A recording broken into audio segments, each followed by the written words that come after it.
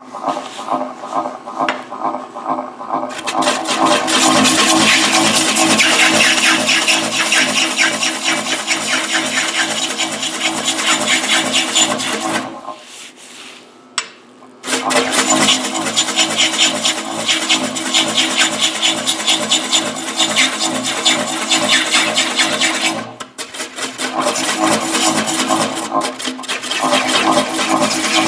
taking real fine cuts now, trying to clean it up a little bit.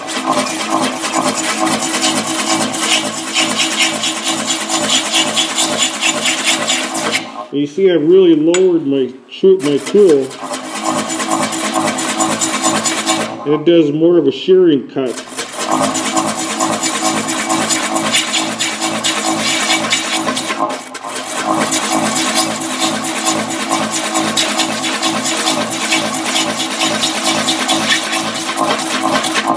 And I'll roll that right on around.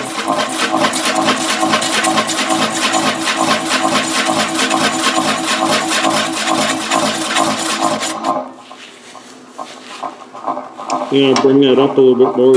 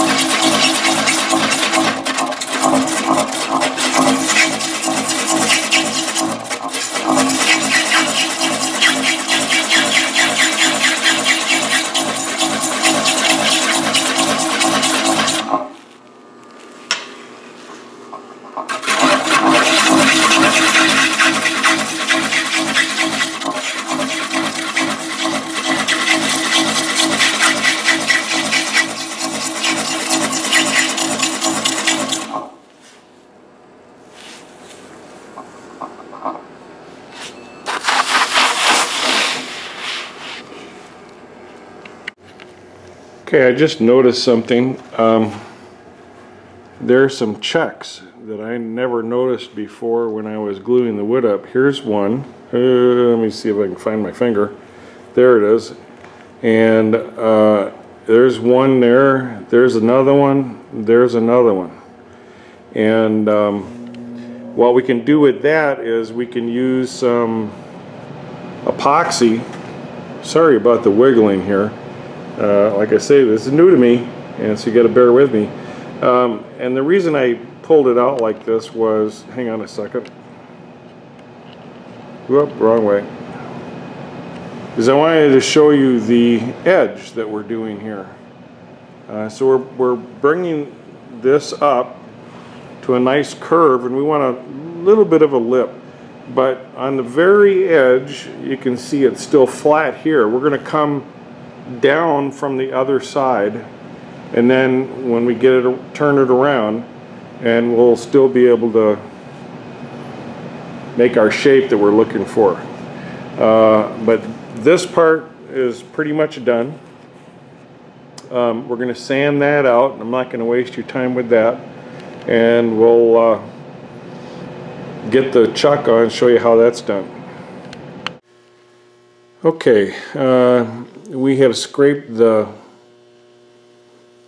bottom of the turning. I'm going to get a little closer. Hopefully it will focus. Doesn't look like it's focusing, but anyway, so there are little fine lines in this. Now, remember I told you how we scrape it with the flute of the chisel turned in, so it's closed, and we get that little fine little shaving that comes off of it. It's almost dust, and at any rate, that gives this real nice smooth finish here. Let's see if you can get on the very edge. There's like a little tear out right in here. You can see there's just a little bit of tear out, and what that is crossing the grain. The grain goes this way and it's crossing the grain. So now we're going to sand, and we're going to use this I don't even know what it's called anymore, but it's a little gizmo that holds the sand. One of these little handy dandy things. It works off of the circular motion of the piece and starts spinning, and as it spins it doesn't leave any sanding marks, which is a real benefit. So that's what I'm going to go ahead and use right now. Okay, so I have 80 grit on this sander jig. It's a Robert Sorby, not naming any names or anything, but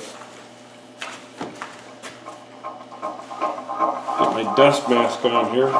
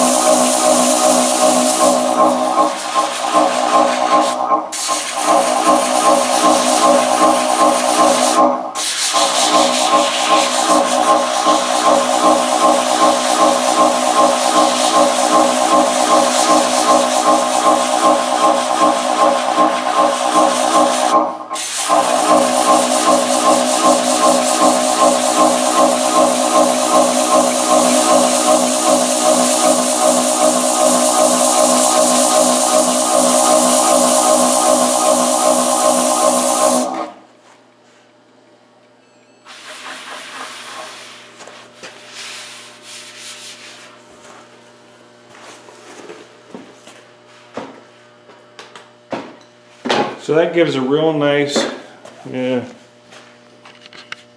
Okay, so you can see that pretty much gets rid of all the lines that, I mean, we still have a little bit out here, but we're going to work on that anyway when we turn it around. But it gets it nice and smooth, nice finish on it, and that's at 80 grit. And we're going to end up taking that down even more once we turn around. Our last final thing will be at 180 grit. That's where we're going to finish. Now you can start to see though more of the checking here, and what we're going to do that through the miracle of science is add a little CA glue into that, and that's going to seal those little checks right up. And I think we have some more on the other end. Nope, just on that end, so that's good. So we'll take care of that, and then when we start turning on the other side, then we'll have we'll end up with a nice finish.